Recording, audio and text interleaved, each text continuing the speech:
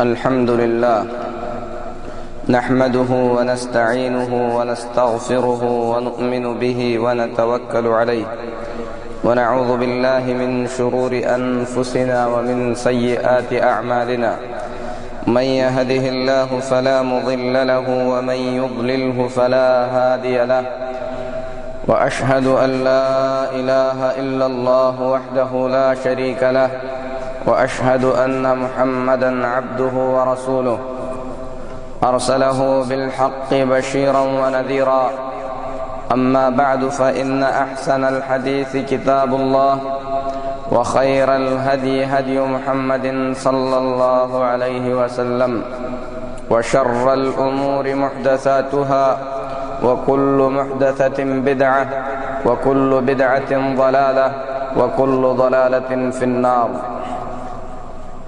يا أيها الذين آمنوا اتقوا الله حق تقاته ولا تموتن إلا وأنتم مسلمون يا أيها الناس اتقوا ربكم الذي خلقكم من نفس واحدة وخلق منها زوجها وبث منهما رجالا كثيرا ونساء واتقوا الله الذي تساءلون به والأرحام إن الله كان عليكم رقيبا يا أيها الذين آمنوا اتقوا الله وقولوا قولا سديدا يصلح لكم أعمالكم ويغفر لكم ذنوبكم ومن يطع الله ورسوله فقد فاز فوزا عظيما أما بعد غزوہ احد کے بعد 1.5 سال تک اسلام کی تاریخ میں کوئی بڑی جنگ پیش نہیں آئی، لیکن اس چھوٹے سے فترے میں کچھ واقعات پیش آئے جس میں اللہ رب العالمین نے اہل ایمان کے لیے بڑی عبرت کی باتیں رکھی ہیں۔ ان پیش آنے والے واقعات میں ایک واقعہ بیر معونہ کا واقعہ ہے۔ بیر معونہ کا واقعہ یہ ہے کہ ایک شخص نبی کریم صلی اللہ علیہ وسلم کے پاس تشریف لاتا ہے جو مسلمان تو نہیں ہوا تھا۔ اللہ کے رسول صلی اللہ علیہ وسلم نے اسے اسلام کی دعوت پیش کی۔ اس نے اسلام کی دعوت سننے کے بعد رسول اللہ صلی اللہ علیہ وسلم سے کہا کہ اے محمد صلی اللہ علیہ وسلم، ہمارے علاقے میں اسلام کی دعوت و تبلیغ کے لیے میرے ساتھ کچھ صحابہ کو بھیج دیجئے۔ اللہ کے رسول صلی اللہ علیہ وسلم نے 70 صحابہ کی جماعت کو اس آدمی کے ساتھ روانہ کر دیا۔ لوگوں نے ان صحابہ کو شہید کر ڈالا۔ اللہ کے رسول صلی اللہ علیہ وسلم کو جب اس کی اطلاع ملی تو نبی کریم صلی اللہ علیہ وسلم نے ان قبائل پر بد دعا کی۔ اسی طریقے سے پیش آنے والے واقعات میں میرے محترم بھائیوں بالکل اسی طریقے کا ایک واقعہ ہے جس کو واقعۃ الرجیع کہا جاتا ہے، اور یہ واقعہ بھی اسی طریقے کا ہے کہ اللہ کے رسول صلی اللہ علیہ وسلم نے مدینہ کے اطراف و اکناف کی خبریں لینے کے لیے 10 صحابہ کی جماعت کو بھیجا، لیکن بدمعاشوں نے نبی کریم صلی اللہ علیہ وسلم کے ان صحابہ کو بھی شہید کر دیا، اور انہی شہید کیے جانے والے صحابہ میں سے حضرت خبیب رضی اللہ تعالیٰ عنہ ہیں۔ ان کو قیدی بنا کر مکہ میں لے جا کر بیچا گیا۔ مکہ میں جب انہیں قتل کرنے کے لیے لایا گیا تو ابو سفیان رضی اللہ تعالیٰ عنہ جو اس وقت تک مشرکین کے سردار تھے، ابھی مسلمان نہیں ہوئے تھے، وہ حضرت خبیب رضی اللہ تعالیٰ عنہ سے کہتے ہیں کہ اے خبیب، اب تو تمہیں یہی لگتا ہوگا کہ تمہاری جگہ پر محمد رہیں اور تم یہاں سے آزادی سے چھوٹ جاؤ۔ حضرت خبیب رضی اللہ تعالیٰ عنہ اپنے سامنے موت کو دیکھ رہے ہیں، انہیں قتل کرنے کے لیے لے جایا جا رہا ہے۔ ایسے دردناک حالات میں بھی حضرت خبیب رضی اللہ تعالیٰ عنہ کہتے ہیں کہ سنو، اللہ کی قسم مجھے یہ بھی گوارا نہیں ہے کہ میری جان کے بدلے میں محمد الرسول اللہ صلی اللہ علیہ وسلم جہاں پر ہیں ان کے پاؤں میں ایک کانٹا بھی چبھ جائے۔ ایمان، نبی کی محبت ان کے دلوں میں مکمل طور پر گھر کر چکی تھی۔ جب انہیں قتل کرنے کے لیے لے جایا گیا، تو مشرکین سے کہتے ہیں کہ اگر تمہیں برا نہ لگے تو مجھے 2 رکعت نماز پڑھنے کی اجازت دے دی جائے۔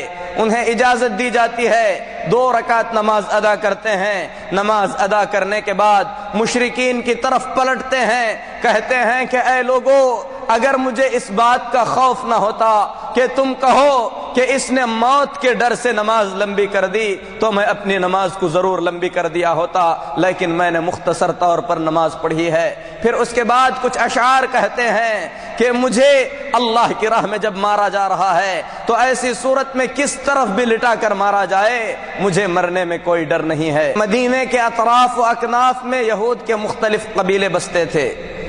ان یہودی قبائل نے بیر معونہ کے واقعے سے غداری اور دھوکہ دہی کا سبق سیکھا۔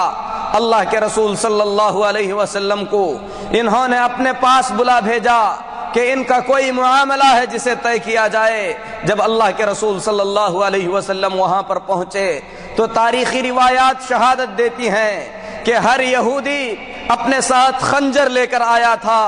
جن لوگوں کا یہ ارادہ تھا کہ جب نبی کریم صلی اللہ علیہ وسلم ان کے پاس پہنچیں تو ایک وقت آپ پر حملہ کر کے آپ کا کام تمام کر دیا جائے، اللہ رب العالمین نے اپنے نبی صلی اللہ علیہ وسلم کو یہودیوں کے برے عزم سے باخبر کر دیا۔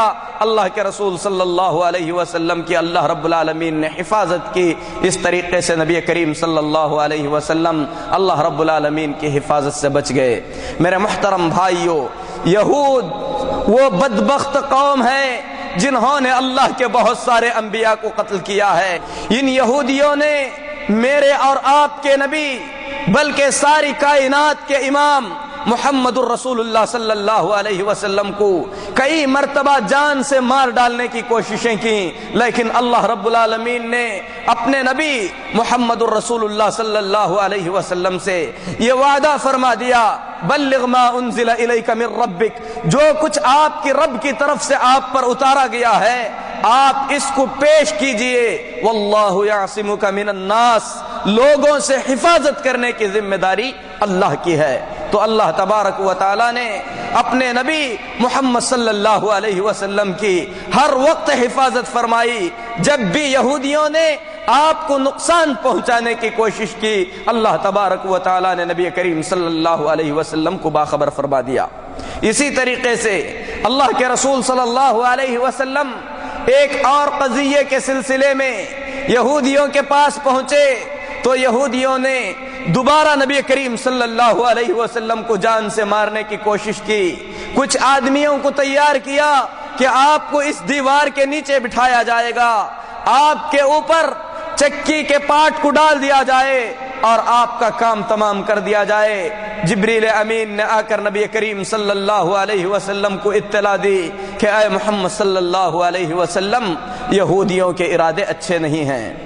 یہودیوں کی اس بار بار کوشش کے بعد آپ صلی اللہ علیہ وسلم نے یہودیوں کو یہ چنوتی دے دی کہ تم لوگوں کو 10 دنوں کے اندر مدینے کے اطراف بسے ہوئے اس علاقے کو خالی کرنا ہوگا۔ تم اپنے ساتھ جو سامان لے جانا چاہتے ہو تمہیں لے جانے کی اجازت ہے۔ منافقوں کا سردار عبداللہ بن ابی بن سلول 2000 آدمیوں کے ساتھ نکلتا ہے، یہودیوں کے ساتھ دوستی کا ہاتھ بڑھاتا ہے، کہتا ہے کہ تمہیں نکلنے کی کوئی ضرورت نہیں ہے، میرے قلعے تمہارے لیے کھلے ہوئے ہیں، تم قلعہ بند ہو جاؤ، اگر تم نکالے جاؤ گے تو ہم بھی تمہارے ساتھ نکلیں گے، اگر تمہارے ساتھ لڑائی کی جائے گی تو تمہاری دفاع میں ہم بھی لڑیں گے۔ میرے محترم بھائیوں، اسلام کا نام لینے والا جس کے دل میں نفاق تھا، نفاق ہی نہیں بلکہ منافقوں کا سردار تھا، جس کے دل میں اسلام اور اہل اسلام کے لیے ہمیشہ سے عداوت اور دشمنی تھی، یہودیوں سے اپنا ہاتھ ملا چکا تھا، اس نے نبی کریم صلی اللہ علیہ وسلم کے خلاف یہودیوں کے ساتھ مل کر لڑنے کی تیاریاں کر لی۔ اللہ کے رسول صلی اللہ علیہ وسلم نے اپنے عزم کے مطابق یہودیوں کے قلعوں کو گھیر لیا۔ تاریخ گواہی دیتی ہے کہ 6 دن تک یا 15 دنوں تک یہودیوں کے قلعوں کو گھیرا گیا۔ جب یہودیوں نے دیکھا کہ مسلمانوں کا راستہ ہموار ہو چکا ہے، اب یہ قلعوں پر فتح حاصل کر لیں گے، تو انہوں نے پیغام بھیجا کہ ہم آپ صلی اللہ علیہ وسلم کے ساتھ معاملہ طے کرنا چاہتے ہیں۔ اللہ کے رسول صلی اللہ علیہ وسلم نے یہ معاہدہ طے کیا کہ یہاں سے ان کو نکالا جائے گا، یہ کہیں اور جا کر بسیں گے، ان کے ساتھ ہتھیار لے جانے کی اجازت نہیں ہوگی، جو سامان یہ لے جانا چاہیں اپنے ساتھ وہ سامان لے جا سکتے ہیں۔ اللہ تبارک و تعالی نے سورۃ الحشر میں ان لوگوں کے حشر کو بیان فرمایا ہے کہ جب نبی نے ان کے گھروں کو گھیر لیا تو یہ لوگ اپنے ہاتھوں سے اپنے گھروں کو تباہ کر رہے تھے۔ میرے محترم بھائیوں، ان یہودیوں نے اللہ کے رسول صلی اللہ علیہ وسلم کے ساتھ قدم قدم پر غداری کی ہے، اور اللہ کے رسول صلی اللہ علیہ وسلم نے ان لوگوں کے ساتھ ان کے غداری کے باوجود بھی احسان کیا۔ اللہ تبارک و تعالی ان یہودیوں کے بارے میں فرماتا ہے وَلَوْلَا أَن كَتَبَ اللَّهُ عَلَيْهِمُ الْجَلَاءَ لَعَذَّبَهُمْ فِي الدُّنْيَا، اگر ان لوگوں کے حق میں جلاوطنی نہ لکھی جاتی، ان لوگوں کو ان کے گھروں سے نہ نکالا جاتا، تو ایسی صورت میں دنیا میں بھی ان پر عذاب آتا اور آخرت کا عذاب تو ان کے لیے طے تھا۔ تو میرے محترم بھائیوں، نبی کریم صلی اللہ علیہ وسلم نے ان کو ان کی بستی سے نکال دیا، یہ بھی در حقیقت یہودیوں پر نبی کریم صلی اللہ علیہ وسلم کی طرف سے ایک احسان تھا، کیونکہ کوئی بھی قائد دشمن پر فتح پانے کے بعد انہیں جانے کی اجازت نہیں دیتا، لیکن اللہ کے رسول صلی اللہ علیہ وسلم جو ساری دنیا کے لیے رحمت بن کر آئے تھے، اپنی جانی دشمنوں کو بھی نبی کریم صلی اللہ علیہ وسلم نے جانے کی اجازت دے دی۔ اس کے بعد وہ وقت آیا جس میں اسلامی تاریخ کی ایک اور بڑی زبردست جنگ پیش آئی۔ میرے محترم بھائیوں، یہودیوں نے دیکھا کہ اب مسلمان امن اور سکون کا سانس لے چکے ہیں، ہر طرف اسلام کی دعوت عام ہو رہی ہے، مشرکین مکہ بھی نبی کریم صلی اللہ علیہ وسلم کی طرف پلٹ نہیں رہے ہیں، کیونکہ غزوہ احد کے بعد ابو سفیان نے نبی کریم صلی اللہ علیہ وسلم سے کہا تھا کہ اے محمد صلی اللہ علیہ وسلم، ہم اور آپ اگلے سال بدر پر دوبارہ ملیں گے۔ تو اللہ کے رسول صلی اللہ علیہ وسلم نے غزوہ احد کے ٹھیک ایک سال بعد بدر کی طرف روانگی کی۔ آپ صلی اللہ علیہ وسلم وہاں پر جا کر 8 دن تک دشمن کا انتظار کرتے رہے۔ ابو سفیان وعدے کے مطابق 2000 کا لشکر لے کر نکلے، لیکن ان کے دل میں مسلمانوں کی ہیبت تھی، اسلام اور اہل اسلام کی وجہ سے خوف بھرا ہوا تھا۔ انہوں نے آدھے راستے میں پورے لشکر سے کہا کہ یہ سال خشک سالی ہے، لہذا دشمن سے لڑنے کے لیے یہ موقع مناسب نہیں ہے، میں واپس جا رہا ہوں، جسے واپس آنا ہے واپس آ جائے۔ میرے محترم بھائیوں، اللہ کے نبی صلی اللہ علیہ وسلم وعدے کے مطابق بدر پہنچے، آپ نے 8 دنوں تک دشمن کا انتظار کیا، جب دشمن نہ ملا تو اللہ کے رسول صلی اللہ علیہ وسلم دوبارہ واپس آ گئے، جس کی وجہ سے عرب کے اطراف و اکناف قبائل میں اسلام اور اہل اسلام کی ہیبت بیٹھ چکی تھی، کسی کے اندر یہ طاقت نہیں تھی کہ اہل اسلام کے خلاف آواز اٹھا سکے۔ میرے محترم بھائیوں، اللہ کے رسول صلی اللہ علیہ وسلم اطمینان سے دعوت و تبلیغ کے فرائض کو انجام دے رہے تھے، لیکن یہود جن کے دلوں میں نبی کریم صلی اللہ علیہ وسلم کے خلاف حسد اور دشمنی تھی، ان سے یہ دیکھا نہیں گیا۔ انہوں نے دوبارہ کوشش کی کہ کسی طریقے سے اہل اسلام کے خلاف لوگوں کو اکسایا جائے، اسلام کی قوت کو نیست و نابود کیا جائے۔ میرے محترم بھائیوں، 20 آدمیوں کا وفد مشرکین کے پاس پہنچتا ہے اور ان سے عہد و پیمان کرتا ہے کہ تم مدینے پر چڑھائی کرو، یہودیوں کے تمام قبائل تمہارا ساتھ دیں گے، تم لشکر لے کر آؤ، ہم تمہارے لیے راستہ ہموار کریں گے۔ میرے محترم بھائیوں، ابو سفیان رضی اللہ تعالی عنہ جو ابھی تک مشرکین کے سردار ہیں، اسلام کے دشمنوں کے سردار ہیں، 4000 کا لشکر تیار کرتے ہیں، جس میں 1000 اونٹ اور 3000 گھوڑے تھے، لشکر لے کر مدینے کی طرف نکلتے ہیں۔ دوسری طرف قبیلہ غطفان 6000 کا لشکر لے کر اہل اسلام کے خلاف نکلتا ہے. 10,000 کا لشکر مدینے پر چڑھائی کرنے کے لیے آ رہا ہے. اللہ کے رسول صلی اللہ علیہ وسلم نے جب اس خبر کو سنا صحابہ کو جمع کیا, مشورہ کیا گیا کہ اب کیا کیا جائے. حضرت سلمان فارسی رضی اللہ تعالیٰ عنہ اٹھتے ہیں, کہتے ہیں اے اللہ کے رسول صلی اللہ علیہ وسلم, ہمارے ہاں جب دشمن کی تعداد زیادہ ہو جاتی ہے اور اپنے اندر لڑائی کی سکت نہیں رہتی تو ایسی صورت میں ہم چاروں طرف سے خندق کھود لیتے ہیں, خندق کے بیچ میں محصور ہو کر دشمن سے باہر کا باہر لڑائی کرتے ہیں. اللہ کے رسول صلی اللہ علیہ وسلم کو حضرت سلمان فارسی رضی اللہ تعالیٰ عنہ کی یہ تجویز پسند آتی ہے. میرے محترم بھائیوں, اس کے بعد اللہ کے نبی صلی اللہ علیہ وسلم نے یہ طے کر دیا تھا کہ مدینے کے اطراف خندق کھود دی جائے گی. مدینے کے تینوں طرف کالے پتھر ہیں جس میں سے دشمن کا آنا ناممکن ہے. بس شمال کی جانب ایک ہی علاقہ ایسا ہے جہاں سے دشمن آ سکتا ہے. شمال میں مشرق اور مغرب کے درمیان میں 1 میل کے فاصلے پر خندق کھودنا طے ہو گیا. 10 صحابہ کی جماعت 40 گز کا خندق کھود رہی تھی. خندق کھودنے والوں میں خود اللہ کے رسول صلی اللہ علیہ وسلم شریک تھے.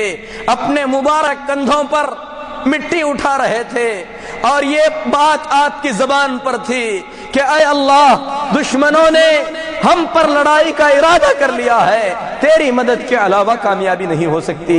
بھوک کی وجہ سے صحابہ نے اپنے پیٹوں پر پتھر باندھے ہوئے تھے. نبی کریم صلی اللہ علیہ وسلم کے دربار میں پہنچتے ہیں, بھوک کی شکایت کرتے ہیں, اپنے جسم پر کے کپڑوں کو اٹھاتے ہیں, نبی کریم صلی اللہ علیہ وسلم کو دکھاتے ہیں کہ ان کے پیٹوں پر پتھر بندھے ہوئے ہیں. اللہ کے رسول سید الکونین سید ولد آدم علیہ الصلوۃ والسلام اپنے مبارک جسم سے کپڑا ہٹاتے ہیں. صحابہ یہ دیکھ کر حیران رہ جاتے ہیں کہ سب کے پیٹ پر ایک پتھر بندھا ہوا ہے تو رسول اللہ صلی اللہ علیہ وسلم کے مبارک پیٹ پر 2 پتھر بندھے ہوئے ہیں. میرے محترم بھائیوں, قرآن پاک میں اللہ تبارک و تعالی نے اس ابتلا اور اس آزمائش کا ذکر جن الفاظ میں کیا ہے وہ اس طریقے سے ہیں وَإِذْ زَاغَتِ الْأَبْصَارُ وَبَلَغَتِ الْقُلُوبُ الْحَنَاجِرَ وَتَظُنُّونَ بِاللَّهِ الظُّنُونَ. جب آنکھیں پتھرا چکی تھیں, دل حلق تک نکل چکے تھے, اللہ کے بارے میں گمان کرنے والے بہت سارے گمان کر رہے تھے. دوسری جگہ پر اللہ رب العالمین ان لوگوں کی حالت کو بیان کرتے ہوئے فرماتا ہے حتی یقول الرسول والذین آمنوا معه متی نصر اللہ, یہاں تک کہ سختی اور پریشانی میں مبتلا ہو کر رسول اور اہل ایمان کی زبان پر یہ کلمات تھے اللہ کی مدد کب آنے والی ہے. اللہ رب العالمین نے فرمایا الا ان نصر اللہ قریب, سنو اللہ کی مدد بہت قریب میں آنے والی ہے. بھوک, دشمن کا خوف, اسی طریقے سے سخت ٹھنڈی. میرے محترم بھائیوں, اللہ تبارک و تعالی نے تمام قسم کی ابتلائیں, تمام قسم کی آزمائشیں مومنوں کے لیے جمع کر چکا تھا. اللہ فرماتا ہے وَزُلْزِلُوا, مؤمنین مکمل طور پر ہلائے جا چکے تھے, لیکن ایمان اس قدر تھا کہ مؤمنین کی زبان پر جب انہوں نے جماعتوں کو دیکھا, آئے ہوئے لشکر کو دیکھا, تو انہوں نے کہا ھذا ما وعد اللہ ورسولہ وصدق اللہ ورسولہ, یہ وہی چیز ہے جس کا ہمیں اللہ اور اس کے رسول نے وعدہ کیا تھا, اللہ اور اس کے رسول نے سچ ہی کہا تھا. اللہ فرماتا ہے وما زادہم الا ایمانا وتسلیما, ان تمام چیزوں کے باوجود ان کے ایمان میں اضافہ ہوا, ان لوگوں نے اپنے اسلام میں بڑھوتری دی, لیکن اس کے برخلاف منافقین نے اپنی زبانوں سے شکوہ اور شکایتیں کرتے ہوئے کہا ما وعدنا اللہ ورسولہ الا غرورا, ہم سے اللہ اور اس کے رسول نے ہمیشہ دھوکہ ہی دیا ہے. میرے محترم بھائیوں, حضرت جابر بن عبداللہ رضی اللہ تعالیٰ عنہ بیان فرماتے ہیں کہ میں نے دیکھا اللہ کے رسول صلی اللہ علیہ وسلم کے مبارک پیٹ پر 2 پتھر بندھے ہوئے ہیں. مجھ سے صبر نہ رہا, گھر واپس لوٹا, جا کر دیکھا بکری کا ایک چھوٹا سا جانور ہے. میں نے اس کو اپنے ہاتھوں سے ذبح کیا۔ ہمارے گھر میں 1 صاع آٹا موجود تھا۔ میں نے اپنی بیوی سے کہا میں نبی کریم صلی اللہ علیہ وسلم کو اپنے گھر کھانے کے لیے لانا چاہتا ہوں۔ بیوی نے کہا صرف نبی کریم صلی اللہ علیہ وسلم کو اور زیادہ سے زیادہ 2-3 افراد کو آپ ساتھ میں لا سکتے ہیں۔ حضرت جابر رضی اللہ تعالیٰ عنہ نبی کریم صلی اللہ علیہ وسلم کے پاس پہنچتے ہیں، کہتے ہیں اے اللہ کے رسول صلی اللہ علیہ وسلم، بکری کا ایک چھوٹا سا بچہ میں نے ذبح کیا ہے، کچھ روٹیوں کا آٹا ہمارے پاس ہے، آپ تشریف لائیے، اپنے ساتھ 2-4 آدمیوں کو لائیے۔ اللہ کے رسول صلی اللہ علیہ وسلم نے صحابہ کی پوری فوج میں اعلان فرما دیا کہ لوگوں، جابر کے گھر میں سب کے لیے دعوت کا انتظام ہے۔ صحابہ کا لشکر حضرت جابر رضی اللہ تعالیٰ عنہ کے گھر پہنچتا ہے۔ حضرت جابر رضی اللہ تعالیٰ عنہ کی بیوی یہ سارا ماجرا دیکھ کر حیران ہو جاتی ہیں، لیکن نبی کریم صلی اللہ علیہ وسلم نے انہیں باخبر کر دیا تھا کہ آٹے پر سے کپڑا نہ ہٹایا جائے، جس ہانڈی میں گوشت پک رہا ہے اس کو نہ کھولا جائے۔ میرے محترم بھائیوں، اللہ تبارک و تعالی نے نبی اکرم صلی اللہ علیہ وسلم کے ہاتھوں معجزہ ظاہر فرمایا۔ اللہ کے رسول صلی اللہ علیہ وسلم روٹی کا آٹا نکالتے تھے، روٹیاں بنائی جاتی رہیں، یہاں تک کہ پوری فوج پیٹ بھر کر کھا کر نکل گئی۔ صحابی کہتے ہیں کہ نہ ہانڈی میں سے گوشت کم ہوا، نہ برتن میں سے آٹے میں کوئی کمی آئی۔ اللہ تبارک و تعالی نے بطور معجزے کے نبی کریم صلی اللہ علیہ وسلم سے اس چیز کو ظاہر فرمایا۔ ابھی خندق کھودی جا رہی تھی۔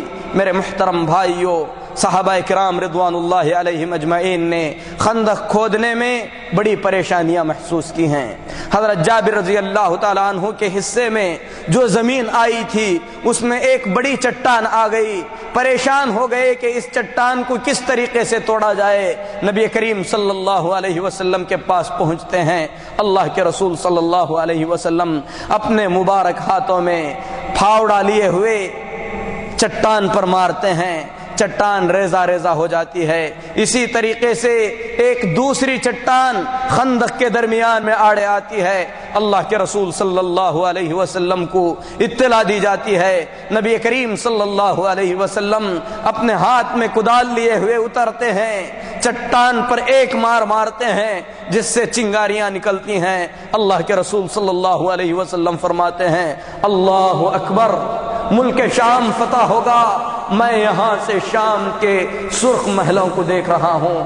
ایمان، اہل ایمان کے دلوں میں اضافہ ہوتا ہے، انہیں ذرہ برابر بھی شک نہیں ہوتا کہ اللہ کے نبی جو اب یہ بشارت دے رہے ہیں یہ بشارت ضرور پوری ہو کر رہے گی۔ لیکن منافقین مذاق اڑاتے ہیں، کہتے ہیں کہ یہاں پر ہمیں امن اور اطمینان نہیں ہے، اور یہ ملک شام کے فتح ہونے کی بشارت دے رہے ہیں۔ اللہ کے نبی صلی اللہ علیہ وسلم دوسری مرتبہ چٹان پر مارتے ہیں، اس کے بعد فرماتے ہیں اللہ اکبر، سنو فارس فتح ہوگا، میں فارس کے محلوں کو اپنے آنکھوں سے دیکھ رہا ہوں۔ تیسری مرتبہ چٹان پر مارتے ہیں، کہتے ہیں کہ سنو یمن فتح ہونے والا ہے۔ میرے محترم بھائیوں، جو بشارتیں اللہ کے رسول صلی اللہ علیہ وسلم نے ان حالات میں دیے تھے وہ بشارتیں کچھ ہی دنوں کے اندر پوری ہو گئیں۔ خندق کھودی گئی۔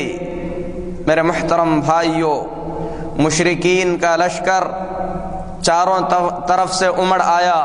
اللہ رب العالمین نے اس حادثے کو اس طریقے سے بیان فرمایا وَإِذْ جَاءُوكُم مِّن فَوْقِكُمْ وَمِنْ أَسْفَلَ مِنْكُمْ وَإِذْ زَاغَتِ الْأَبْصَارُ وَبَلَغَتِ الْقُلُوبُ الْحَنَاجِرَ وَتَظُنُّونَ بِاللَّهِ الظُّنُونَا۔ جب تمہارے اوپر اور نیچے سے فوجیں آنے لگیں، تمہاری آنکھیں پتھرا گئیں، دل حلق تک نکل آئے، اللہ رب العالمین کے بارے میں بہت کچھ تم لوگ سوچنے لگے۔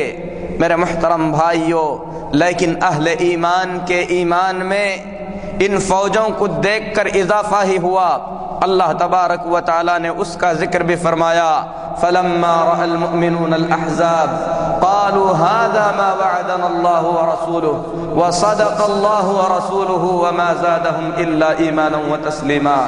جب مؤمنین نے کافروں کے لشکروں کو دیکھا تو انہوں نے کہا کہ یہ تو وہی چیز ہے جس کا اللہ اور اس کے رسول صلی اللہ علیہ وسلم نے ہم سے وعدہ کیا تھا۔ اللہ فرماتا ہے کہ ان تمام چیزوں کی وجہ سے مومنین کے ایمان میں اضافہ ہوا، لیکن منافقین جنہوں نے ظاہری طور پر اسلام قبول کیا تھا انہوں نے کہا ما وعدنا اللہ ورسولہ الا غرورا، اللہ اور اس کے رسول صلی اللہ علیہ وسلم نے ہمیں ہمیشہ دھوکے میں رکھا۔ مشرکین کے لشکر مدینے کے اطراف آ کر اپنا پڑاؤ ڈال چکے تھے۔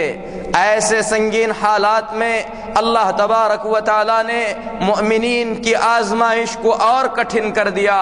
یہ وہ آزمائش تھی جس آزمائش کے بارے میں اللہ تبارک و تعالی خود فرماتا ہے وَزُلْزِلُوا حَتَّى يَقُولَ الرَّسُولُ وَالَّذِينَ آمَنُوا مَعَهُ مَتَى نَصْرُ اللَّهِ أَلَا إِنَّ نَصْرَ اللَّهِ قَرِيبٌ۔ مؤمنین کو مکمل طور پر جھنجھوڑ دیا گیا، یہاں تک کہ اللہ کے رسول اور مؤمنین نے کہا کہ اللہ کی مدد کب آنے والی ہے؟ اللہ فرماتا ہے کہ سنو، اللہ کی مدد بہت ہی زیادہ قریب ہے۔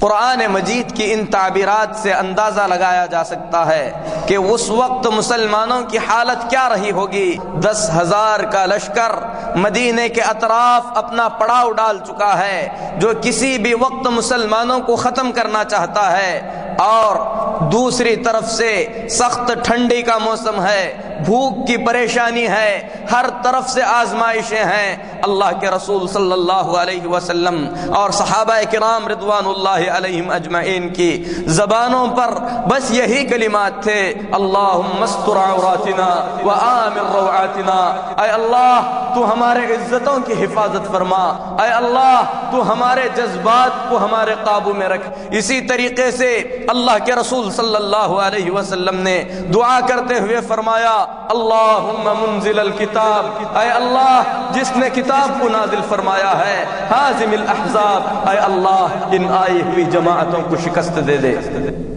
میرے محترم بھائیو، خوف اور ہراس کا یہ عالم مدینے پر کئی دنوں تک چھایا رہا۔ ایک طرف سے بھوک کی پریشانی تھی، ایسے سنگین حالات میں یہودیوں نے بھی غداری کر دی۔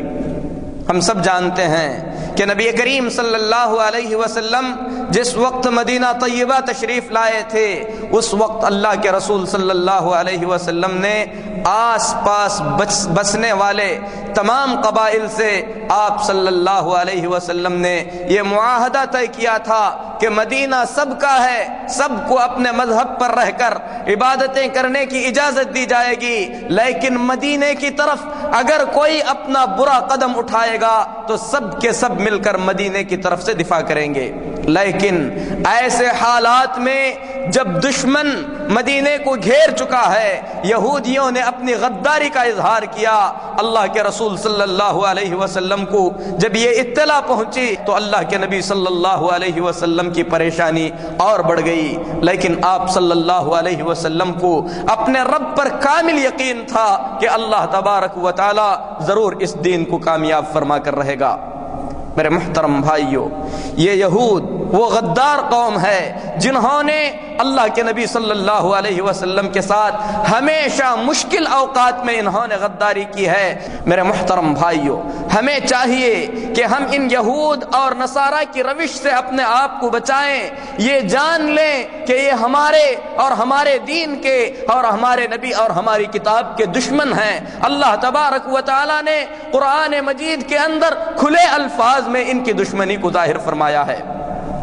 ایسے سنگین حالات میں جب یہودیوں نے غداری کی، اللہ کے نبی صلی اللہ علیہ وسلم پریشان ہو گئے، لیکن اللہ تبارک و تعالی کارساز ہے، بندوں کی مدد فرماتا ہے، مؤمنین کو اللہ رب العالمین ضائع نہیں کرتا۔ اللہ تبارک و تعالی نے حضرت نعیم بن مسعود رضی اللہ تعالی عنہ کو رسول اللہ صلی اللہ علیہ وسلم کے پاس بھیجا۔ جو قافلے، جو فوجیں مدینے کے اطراف آ کر گھیراؤ ڈال چکی تھیں، ان میں سے 4,000 کا لشکر مکہ کے مشرکین کا تھا، 6,000 کا لشکر قبیلہ غطفان کا تھا، دوسری طرف بنو قریظہ مسلمانوں کے ساتھ غداری کرنے کا ارادہ کر چکی تھی، بلکہ مشرکین کے ساتھ انہوں نے معاملہ طے کر لیا تھا کہ مسلمانوں کے خلاف لڑیں گے۔ اللہ تبارک و تعالی نے نعیم بن مسعود کو بھیجا، آتے ہیں کہتے ہیں اے اللہ کے رسول صلی اللہ علیہ وسلم، میں اسلام قبول کر چکا ہوں اور میرے اسلام کے بارے میں میرے قوم کو کوئی اطلاع نہیں ہے، آپ بتائیے میں کیا خدمت کر سکتا ہوں۔ حضرت نعیم بن مسعود رضی اللہ تعالی عنہ یہ وہ صحابی ہیں جنہیں قبیلہ غطفان کے لوگ بہت ہی زیادہ مانتے تھے، اسی طریقے سے بنو قریظہ کے لوگوں کو بھی نعیم بن مسعود رضی اللہ تعالیٰ عنہ پر بڑا اعتماد تھا۔ مشرکین کے اندر بھی ان کی بات سنی جاتی تھی اور ان میں سے کوئی شخص ان کے اسلام کو نہیں جانتا تھا۔ اللہ کے رسول صلی اللہ علیہ وسلم نے ان سے کہا کہ اگر مشرکین کی صفوں میں کسی طریقے سے دراڑیں ڈالی جا سکتی ہیں تو یہ کام تم کرو۔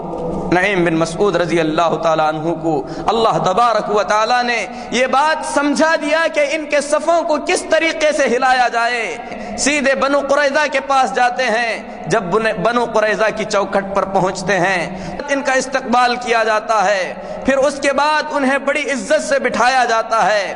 نعیم بن مسعود رضی اللہ تعالیٰ عنہ ان یہودیوں سے کہتے ہیں کہ اے لوگو، تم تو جانتے ہو کہ میں تمہارا خیر خواہ ہوں، تمہارا بھلا چاہنے والا ہوں۔ دیکھو مشرکین کی جو فوجیں محمد صلی اللہ علیہ وسلم اور مسلمانوں کو مٹانے کے لیے آئی ہیں، ان کی کثرت سے دھوکہ نہ کھا جانا۔ یاد رکھو یہ آج لڑ کر کل یہاں سے چلے جائیں گے، یہ وطن تمہارا ہے، تمہیں یہاں رہنا ہے۔ اگر یہ محمد اور ان کے ساتھیوں کو مکمل طور پر تباہ نہیں کریں گے، محمد اور ان کے ساتھی کسی طریقے سے بچ جائیں گے تو یہ تم سے تمہارے ظلم کا ضرور انتقام لیں گے۔ اس لیے مشرکین سے پہلے معاملہ طے کر لو کہ لڑیں گے، اس وقت لڑیں گے جب تم اپنے اندر کے 50 اچھے آدمیوں کو بطور ضمانت کے ہمارے پاس رکھو گے، تاکہ تم غداری کر کے محمد اور ہمارے بیچ اسی طریقے سے معاملے کو چھوڑ کر چلے نہ جانا۔ جب جنگ ختم ہو جائے گی تو یہ 50 آدمی تمہیں واپس لوٹائے جائیں گے۔ پھر اس کے بعد مشرکین کے پاس پہنچتے ہیں، کہتے ہیں کہ اے لوگو، ابھی میں بنو قریظہ کے پاس سے آ رہا ہوں، ان لوگوں کا ارادہ کچھ اچھا نہیں ہے، انہوں نے محمد کے ساتھ غداری کر کے بہت پچھتایا ہے، ان لوگوں کو احساس ہو چکا ہے کہ انہوں نے بدعہدی کر کے محمد کے ساتھ اچھا نہیں کیا ہے، کیونکہ وہ جانتے ہیں کہ یہ قافلے جب چلے جائیں گے تو محمد الرسول اللہ صلی اللہ علیہ وسلم کے انتقام سے بچ نہیں پائیں گے، اس لیے محمد کو راضی کرنے کی وہ کوشش کر رہے ہیں اور چاہتے ہیں کہ تمہارے 50 آدمی تم سے لے کر محمد کے حوالے کر دیں، تاکہ محمد صلی اللہ علیہ وسلم ان 50 آدمیوں کو قتل کر دیں۔ سنو، اگر 50 آدمی وہ تم سے مانگیں تو ہرگز نہ دینا، کیونکہ یہ لوگ لے کر محمد کے حوالے کریں گے اور محمد صلی اللہ علیہ وسلم انہیں قتل کر دیں گے۔ اللہ تبارک و تعالی نے بڑا عجیب اتفاق پیدا کیا۔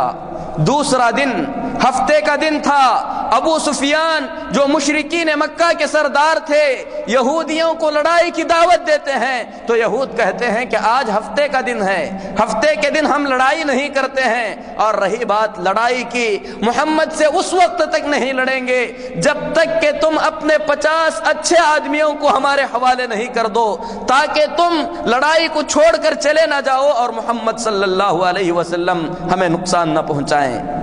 ابو سفیان سمجھتے ہیں کہ نعیم بن مسعود نے جو بات کہی ہے وہ سچ ہے، یہ 50 آدمیوں کو لے کر محمد کے حوالے کریں گے اور محمد انہیں قتل کر دیں گے۔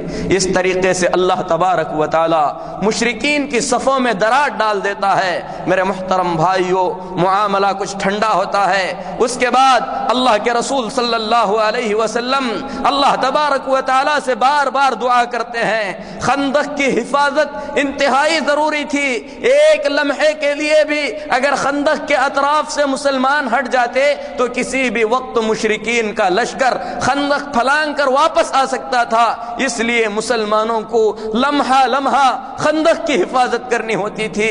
یہ وہ جنگ ہے جس جنگ میں رسول اللہ صلی اللہ علیہ وسلم نے مجبوری کی حالت میں کچھ نمازوں کو اس کے وقت سے نکال کر ادا کیا ہے۔ آپ صلی اللہ علیہ وسلم کو مشرکین نے ایک مرتبہ اس قدر مشغول کر دیا کہ آپ صلی اللہ علیہ وسلم کی عصر کی نماز کا وقت ختم ہو گیا۔ اللہ کے رسول صلی اللہ علیہ وسلم نے بارگاہ الہی میں بد دعا کی، کہا کہ اللہ ان مشرکین کے گھروں کو اور ان کے قبروں کو آگ سے بھر دے، انہوں نے ہمیں درمیانی نماز یعنی عصر کی نماز سے روکے رکھا۔ اتنی سخت بد دعا نبی کریم صلی اللہ علیہ وسلم کی مبارک زندگی میں آپ کو کہیں نہیں ملے گی۔ اس سے اندازہ لگایا جا سکتا ہے کہ آپ صلی اللہ علیہ وسلم کے پاس نماز کا کیا مقام اور کیا مرتبہ رہا ہوگا۔ اللہ کے رسول صلی اللہ علیہ وسلم نے اور صحابہ کرام رضوان اللہ علیہم اجمعین نے اس دن عصر کی نماز عشاء کے بعد ادا فرمائی ہے۔ میرے محترم بھائیو، اللہ تبارک و تعالی نے مؤمنین کی دعاؤں کو سن لیا۔ وہ وقت بھی آ گیا جب یہ بڑی مصیبت مسلمانوں سے ٹلنی تھی۔ اللہ کے رسول صلی اللہ علیہ وسلم صحابہ میں اعلان فرماتے ہیں، کون ہے جو جا کر مشرکین کی خبر لے آئے، میں ضمانت دیتا ہوں کہ قیامت کے دن وہ میرے ساتھ ہوگا۔ ٹھنڈی، خوف، حالات اس قدر خطرناک ہو چکے تھے کہ اتنی بڑی خوشخبری سننے کے باوجود کوئی صحابی کھڑے نہیں ہوتے ہیں۔ حضرت حذیفہ بن یمان رضی اللہ تعالیٰ عنہ فرماتے ہیں، رسول اللہ صلی اللہ علیہ وسلم نے کہا کہ حذیفہ تم اٹھو، جاؤ، جا کر دیکھو کہ مشرکین کیا کر رہے ہیں، ان کی خبر لے آنا۔ اور یاد رکھو، کوئی ایسا کام نہ کرنا جو جنگ کو مزید بھڑکا دے۔ میرے محترم بھائیو، سخت ٹھنڈی کی رات تھی۔ اللہ تبارک و تعالی نے اپنے نبی صلی اللہ علیہ وسلم کا ایک اور معجزہ ظاہر فرمایا۔ حذیفہ بن یمان رضی اللہ تعالی عنہ رسول اللہ صلی اللہ علیہ وسلم کے پاس سے رخصت ہوتے ہیں، فرماتے ہیں کہ جب میں نکلا مجھے ایسے لگ رہا تھا جیسے گویا کہ میں گرم حمام میں چل رہا ہوں۔ مشرکین کے لشکر تک پہنچتے ہیں، لشکر میں داخل ہو جاتے ہیں۔ فرماتے ہیں کہ میں نے دیکھا کہ ابو سفیان جو مشرکین کا سردار ہے آگ جلائے ہوئے اپنی پیٹھ تاپ رہا ہے۔ میں نے اپنے ترکش سے تیر نکالا، کمان پر رکھا، تیر چلانے کا ارادہ ہوا۔ محمد الرسول اللہ صلی اللہ علیہ وسلم کی وصیت یاد آئی۔ آپ نے فرمایا تھا کوئی ایسا کام نہ کرنا جو جنگ کو مزید بھڑکا دے۔ دشمن ہاتھ آ چکا تھا، اس کے باوجود میں نے تیر کو اپنے ترکش میں واپس رکھ لیا۔ پھر اس کے بعد ابو سفیان نے لشکر کو جمع کیا۔ اللہ تبارک و تعالی نے اس دن سخت ہوائیں بھیجیں۔ یہ اللہ کے جنود ہیں، اللہ کے لشکر ہیں، اللہ کی فوجیں ہیں، جن فوجوں سے اللہ تبارک و تعالی اپنے بندوں کی مدد فرماتا ہے۔ میرے محترم بھائیو، ہوائیں اتنی سخت چلنے لگیں کہ مشرکین کے خیمے اکھڑ گئے۔ جن برتنوں میں وہ لوگ پکا رہے تھے وہ برتن الٹ گئے۔ ابو سفیان نے لشکر کو جمع کیا، کہا کہ اے لوگو، تم دیکھ رہے ہو کہ حالات کیسے سنگین ہوتے جا رہے ہیں، لڑائی کا کوئی امکان نہیں ہے۔ میں کل صبح رخصت ہونے والا ہوں، جسے رخصت ہونا ہے وہ میرے ساتھ نکل آئے۔ اللہ تبارک و تعالی نے اس جنگ کو اس طریقے سے ختم فرمایا۔ حضرت حذیفہ رضی اللہ تعالی عنہ رسول اللہ صلی اللہ علیہ وسلم کے پاس خوشخبری لے کر آتے ہیں۔ جنگ اس طریقے سے ختم ہو جاتی ہے۔ رسول اللہ صلی اللہ علیہ وسلم مدینہ واپس لوٹتے ہیں۔ ام سلمہ رضی اللہ تعالی عنہا کے گھر میں غسل فرما رہے تھے، جبریل امین تشریف لاتے ہیں، فرماتے ہیں کہ اے محمد صلی اللہ علیہ وسلم، آپ نے اپنے ہتھیار کھول دیے، حالانکہ فرشتوں نے اب تک اپنے ہتھیار نہیں اتارے ہیں۔ وہ غدار قوم جنہوں نے مسلمانوں کے ساتھ غداری کی ہے، ان لوگوں کا حساب لینا ہے۔ میرے محترم بھائیو، اللہ کے رسول صلی اللہ علیہ وسلم نے اپنے مؤذن کو آواز دی، لوگوں میں اعلان کر دو کہ عصر کی نماز ہر شخص کو بنو قریظہ میں پہنچ کر ادا کرنی ہے۔ صحابہ کرام رضوان اللہ علیہم اجمعین رسول اللہ صلی اللہ علیہ وسلم کی اس ندا کو سن کر فوراً نکل پڑتے ہیں، سب کے سب تیزی کے ساتھ نکلتے ہیں۔ عصر کی نماز کا وقت آتا ہے، صحابہ میں اختلاف ہو جاتا ہے۔ بعض صحابہ کہتے ہیں رسول اللہ صلی اللہ علیہ وسلم کا فرمان ہے کہ عصر کی نماز بنو قریظہ میں پہنچ کر ادا کرنی ہے، اگرچہ وقت گزر جائے گا لیکن ہم رسول کی نافرمانی نہیں کریں گے۔ اسی لیے بعض صحابہ عشاء کے بعد عصر کی نماز ادا کرتے ہیں۔ بعض صحابہ کہتے ہیں کہ رسول اللہ صلی اللہ علیہ وسلم کے کہنے کا مطلب یہ نہیں تھا کہ نماز وہاں پر پہنچ کر ادا کرنی ہے، بلکہ آپ کے کہنے کا مطلب یہ تھا کہ جلدی نکلنا ہے، لہذا جب نماز کا وقت جا رہا ہے تو نماز ادا کر لی جائے گی۔ اللہ کے نبی صلی اللہ علیہ وسلم کو جب صحابہ کے اس اختلاف کا علم ہوا تو آپ صلی اللہ علیہ وسلم نے کسی کو نہیں ٹوکا۔ میرے محترم بھائیو، اللہ کے رسول صلی اللہ علیہ وسلم حضرت علی بن ابی طالب رضی اللہ تعالی عنہ کے ہاتھ میں جھنڈا دیتے ہیں۔ اس کے بعد مسلمانوں کا یہ لشکر رسول اللہ صلی اللہ علیہ وسلم کی قیادت میں اور فرشتوں کا لشکر جبریل امین کی قیادت میں بنو قریظہ کے میدان میں پہنچتا ہے۔ علی رضی اللہ تعالیٰ عنہ فرماتے ہیں کہ جب ہم بنو قریظہ کے میدان میں پہنچے تو ہم نے اپنی کانوں سے سنا کہ وہ رسول اللہ صلی اللہ علیہ وسلم کو برا بھلا کہہ رہے تھے۔ ان کے قلعے گھیر لیے جاتے ہیں۔ اللہ تبارک و تعالیٰ نے ان لوگوں کے دلوں میں رعب اور دبدبہ ڈال دیا تھا، جس کی وجہ سے طاقت کے ہوتے ہوئے بھی وہ مسلمانوں کے مقابلے میں نہیں آئے۔ اللہ کے رسول صلی اللہ علیہ وسلم نے ان کے قلعوں کو گھیرا، ایک گھیراؤ زیادہ دن تک تو باقی نہیں رہا۔ پھر اس کے بعد ان کے سردار نے لوگوں سے کہا کہ اے لوگو، جو مصیبت تم پر اب آ چکی ہے تم لوگ اپنی آنکھوں سے دیکھ رہے ہو، دیکھو میں تمہیں 3 باتیں بتلاتا ہوں، ان میں سے کسی ایک بات پر عمل کر لو۔ سب سے پہلی بات یہ ہے کہ تم جانتے ہو کہ محمد صلی اللہ علیہ وسلم اللہ کے سچے رسول ہیں، ایمان قبول کر لو، تمہاری جانوں کی حفاظت ہو جائے گی، تمہارے مالوں کی حفاظت ہو جائے گی، تمہارے بیوی بچوں کی حفاظت ہو جائے گی۔ اگر اس چیز کو نہیں مانتے تو سنو، اپنے ہاتھوں سے اپنے بیوی بچوں کو ختم کر دو، پھر اس کے بعد ہاتھوں میں تلواریں لے کر محمد صلی اللہ علیہ وسلم اور ان کے ساتھیوں پر ٹوٹ پڑو، یا تو ان تمام کو ختم کر دو یا تم تمام کے تمام ختم ہو جاؤ۔ وہ کسی بات کو اقرار نہیں کرتے، کسی بات کو نہیں مانتے۔ اس وقت ان کا سردار کہتا ہے کہ اے یہود کی قوم، میں گواہی دیتا ہوں کہ جس وقت سے تم لوگوں نے جنم لیا ہے اس وقت سے تم لوگوں کے اندر کوئی چالاک آدمی میں نے نہیں دیکھا ہے۔ بالآخر یہ لوگ رسول اللہ صلی اللہ علیہ وسلم کے فیصلے پر اترنے کے لیے تیار ہو جاتے ہیں۔ فیصلے پر اترنے سے پہلے یہ لوگ سوچتے ہیں کہ اپنے خیر خواہوں سے مشورہ کریں۔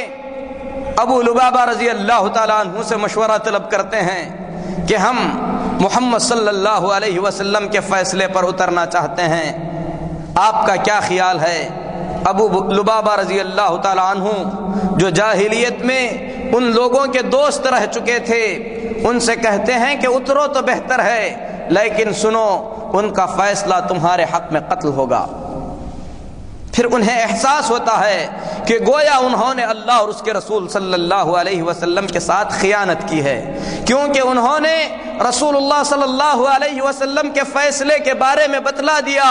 اسی لیے مسجد نبوی میں پہنچتے ہیں، اپنے ہاتھوں سے اپنے آپ کو باندھتے ہیں، قسم کھاتے ہیں، کہتے ہیں کہ میں نے اللہ اور اس کے رسول صلی اللہ علیہ وسلم کی خیانت کی ہے، اس لیے میں اپنے آپ کو اس وقت تک نہیں کھولوں گا جب تک کہ رسول اللہ صلی اللہ علیہ وسلم اپنے ہاتھوں سے خود مجھے نہ کھول دے۔ جب اللہ کے نبی صلی اللہ علیہ وسلم کو اطلاع پہنچتی ہے تو آپ فرماتے ہیں کہ اگر وہ خود میرے پاس آتے، اللہ سے معافی مانگنے کے لیے کہتے، تو میں اللہ سے ان کے لیے استغفار کر دیا ہوتا، لیکن جب انہوں نے اپنا معاملہ اللہ کے حوالے کر دیا ہے تو محمد بھی ان کے ہاتھوں کو اس وقت تک نہیں کھولیں گے جب تک اللہ تبارک و تعالی ان کی توبہ کے بارے میں کوئی حکم نازل نہ فرمائے۔ 6 دنوں تک یہ صحابی اپنے آپ کو رسول اللہ صلی اللہ علیہ وسلم کی مسجد کے ستون سے باندھے رکھتے ہیں، پھر اس کے بعد اللہ کی طرف سے ان کی توبہ نازل ہوتی ہے، اللہ کے رسول صلی اللہ علیہ وسلم ان کے ہاتھوں کو کھول دیتے ہیں۔ یہود اس فیصلے پر پہنچتے ہیں کہ ہمیں محمد الرسول اللہ صلی اللہ علیہ وسلم کا فیصلہ مان لینا چاہیے۔ جب معاملہ طے ہو جاتا ہے تو یہودیوں کی ایک اور خواہش ہوتی ہے کہ ہمارے سلسلے میں حضرت سعد بن معاذ رضی اللہ تعالیٰ عنہ فیصلہ کریں گے۔ سعد بن معاذ رضی اللہ تعالیٰ عنہ یہ انصار کے سردار صحابہ میں سے ایک صحابی ہیں۔ اسلام کے لیے انہوں نے بڑی قربانیاں دی ہیں، اور یہ صحابی اس وقت میدان جنگ میں موجود نہیں تھے، کیونکہ غزوہ خندق میں جو مشرکین کی طرف سے معمولی جھڑپیں ہوئی تھیں، ان جھڑپوں میں حضرت سعد بن معاذ رضی اللہ تعالی عنہ کو ایک تیر لگ گیا تھا، جس کی وجہ سے ان کے پیر میں بہت کاری زخم آیا تھا، جس کی وجہ سے ان کی حالت بڑی نازک ہو چکی تھی۔ انہوں نے اللہ رب العالمین کے بارگاہ میں دعا کرتے ہوئے کہا تھا کہ اے اللہ، تو جانتا ہے کہ میرے دل میں جن لوگوں سے لڑنے کی خواہش ہے بس وہی لوگ ہیں جنہوں نے تیرے رسول صلی اللہ علیہ وسلم کو ان کی بستی سے نکالا ہے اور ان پر ظلم کیا ہے۔ اے اللہ، اگر تیرے نبی اور ان لوگوں کے درمیان ابھی جنگ کو تو باقی رکھا ہے تو اے اللہ ان جنگوں کے لیے مجھے باقی رکھنا۔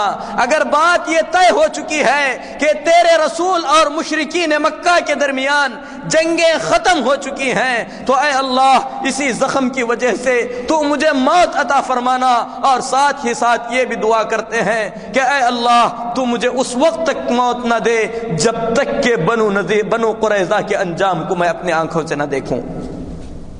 میرے محترم بھائیوں، شہادت کا جذبہ، رسول اللہ صلی اللہ علیہ وسلم سے محبت کا جذبہ صحابہ کے ان الفاظ سے بالکل ظاہر ہوتا ہے۔ یہ صحابی اسی زخم کی وجہ سے آگے چل کر انتقال کرتے ہیں۔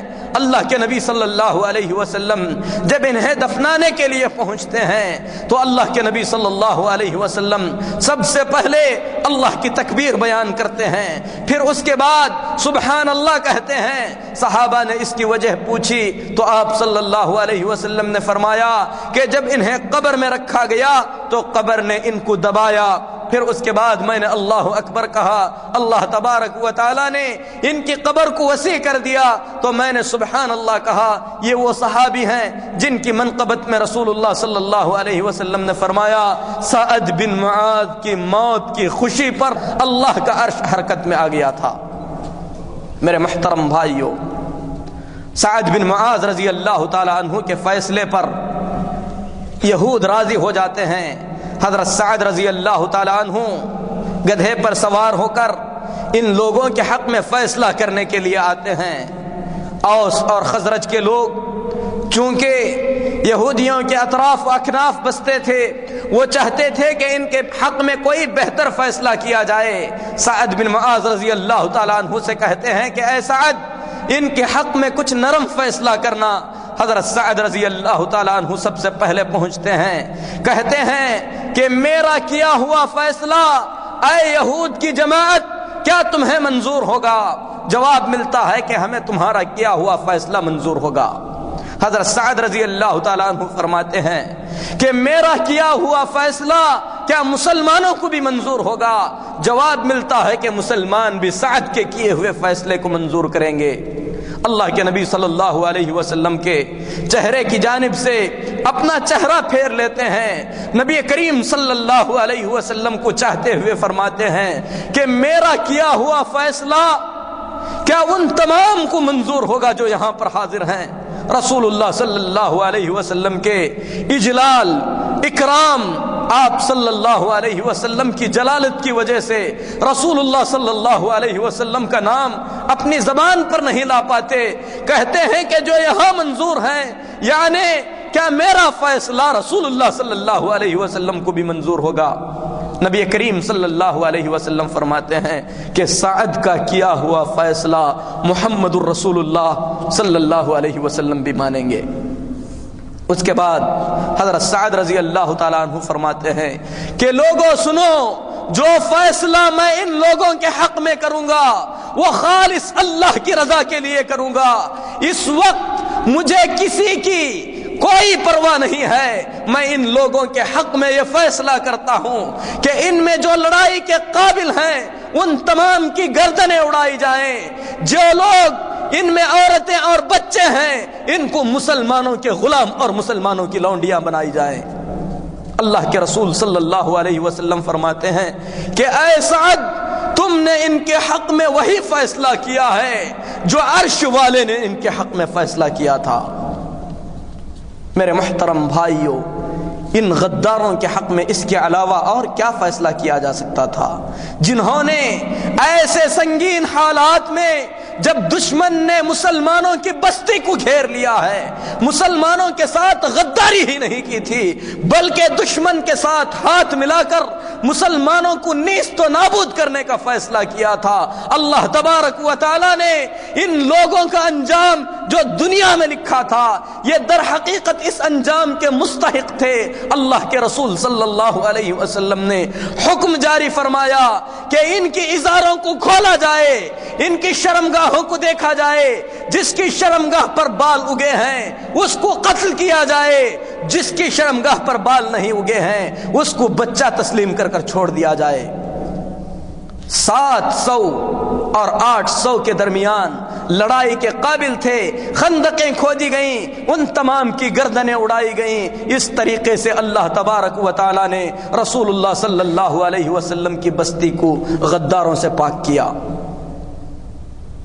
یہ واقعہ اللہ تبارک و تعالی نے قدر تفصیل کے ساتھ سورہ احزاب میں بیان فرمایا ہے۔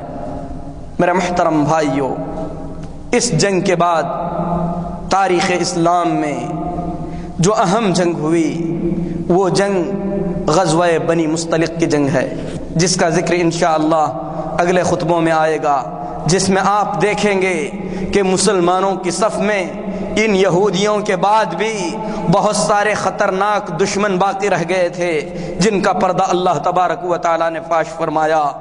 یعنی ان دشمنوں سے مراد منافقین تھے جنہوں نے کبھی مسلمانوں کی عزتوں پر، کبھی رسول اللہ صلی اللہ علیہ وسلم کی عزت پر حملہ کیا، کبھی مسلمانوں کو انہوں نے برباد کرنے کی کوشش کی، لیکن اللہ تبارک و تعالی نے بالآخر اسلام کی مدد فرمائی، یہ اسلام پھیلا اور اللہ تبارک و تعالی نے اپنے بندوں کے لیے اس اسلام کو راضی فرما لیا۔ اللہ سے ہم دعا کرتے ہیں کہ اے اللہ، جو جذبہ سعد بن معاذ میں تھا وہی جذبہ ہمارے اندر پیدا فرما۔ اے اللہ، جس جان نثاری سے تیرے نبی کے صحابہ نے اسلام کے لیے قربانیاں پیش کی، اے اللہ ان قربانیوں کا جذبہ ہمارے دلوں میں پیدا فرما، ان سے سچی محبت کرنے کی توفیق عطا فرما، ان لوگوں کے نقش قدم پر چلنے کی اے اللہ ہمیں توفیق عطا فرما۔ جو لوگ ان سے عداوت اور دشمنی کرتے ہیں اے اللہ ان کی روش سے بچا، ان پر تو اپنی لعنت فرما۔ اقول قولی ھذا واستغفر اللہ لی ولکم ولسائر المسلمین فاستغفروہ انہ هو الغفور الرحیم۔